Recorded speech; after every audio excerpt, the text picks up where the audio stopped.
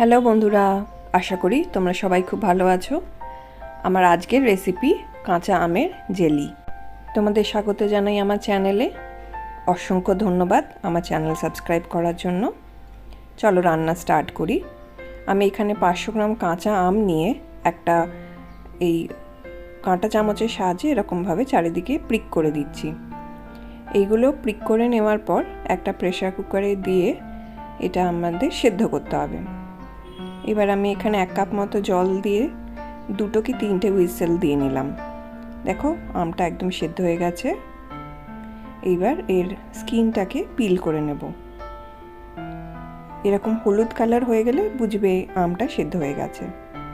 এই ভেতর থেকে পুরো পাল্পটা বার করে নিচ্ছি। একটা চামচের সাহায্যে এই স্কিনের গায়ে যতটুকু পাল্প লেগে রয়েছে সেটাও চেঁচে নেব। সবকটা আম থেকে এইভাবে পাল্পটা আমি কালেক্ট করে নেব। এখানে যে আঁটিটা রয়েছে, আঁটির গায়ে পাল্প লেগে আছে, তো আঁটিটাকে জাস্ট হালকা হাতে প্রেস করলে, এই দেখো আমি হালকা হাতে প্রেস করে নেব।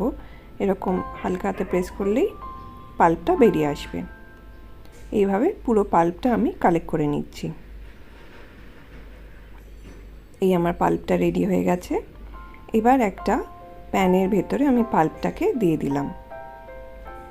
এর সাথেই আমি এটা আমটা আমার খুবই টক ছিল, সেই বুঝে আমি এখানে 3-4 কাপ মিষ্টি চিনি অ্যাড করেছি।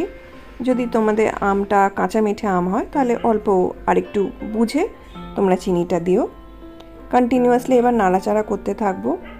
জাস্ট সামান্য নুন দিয়ে দিলাম, পিঞ্চ অফ সল্ট। এবার আবার নাড়াচাড়া করতে থাকবো। ওটা লো ফ্লেমে হতে থাক। ততক্ষণে আমি একটা ড্রাই রোস্ট মশলা করছি। তার জন্য 2 টেবিল স্পুন মৌরি এর ভেতরে একটা প্যানের ভেতরে দিয়ে দিলাম। 1 টেবিল স্পুন কিউমিন বা জিরে, কয়েকটা দানা গোটা গোলমরিচ দিয়ে দিলাম।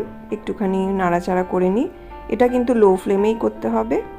আর 2টো এলাচ এরকমভাবে আঙুল দিয়ে ফাটিয়ে দিয়ে এর ভেতরে দিয়ে দেব।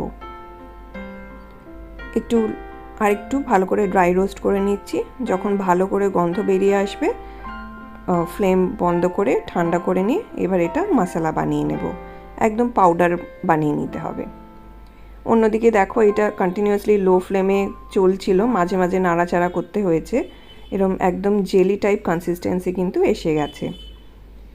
এই অবস্থায় এবার আমি ওই যে মশলাটা বানিয়েছিলাম সেই মশলাটা উপর থেকে সামান্য ছড়িয়ে দিলাম। এই মশলাটা তোমরা কতটা টেস্টি বানাতে চাইছো সেই অনুযায়ী দিও।